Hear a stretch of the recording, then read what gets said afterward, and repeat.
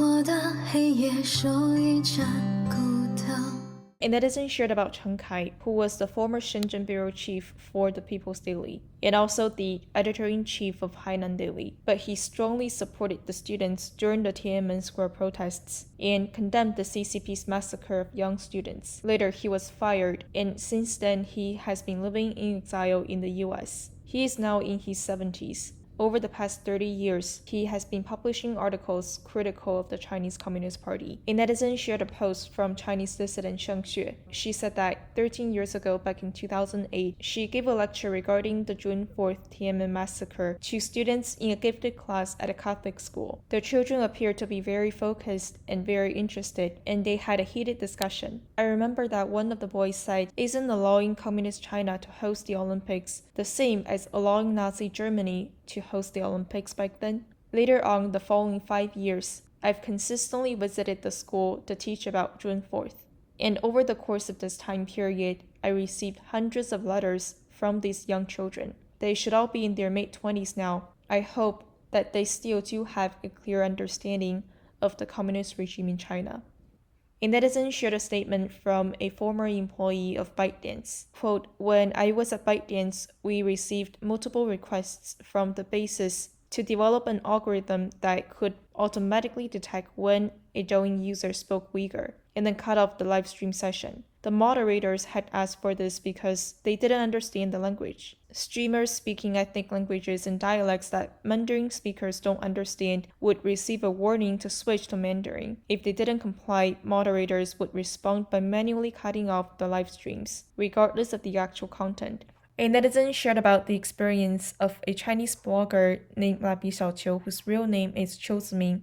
Qiu is 38 years old. He recently became the first individual to be charged under a new Chinese law surrounding the defamation of PLA soldiers who were involved in the clash at the China-Indian border last summer. Qiu was charged primarily because he questioned the Chinese government's account of what happened during the clash. He was initially detained on February 20th after he published 2 posts the day before, expressing the opinion that it was more likely that more Chinese soldiers died during the clash than what the Chinese government was publicly admitting. Qiu initially worked as an investigative journalist. He was also among the 7 people who were all arrested for picking quarrels and provoking troubles. His charges were also announced directly by the CCTV, which is China's state broadcast. At seeing the picture, he was sitting in an interrogation cell behind metal bars, confessing his crime to the 2 prosecutors. He said that his comments were made without fact and that his posts negatively impacted the image of China's entire border force. He also said, "I feel very guilty and very remorseful about my actions." According to Chinese state media reports, he also said, "I feel extremely ashamed of myself and I am very sorry.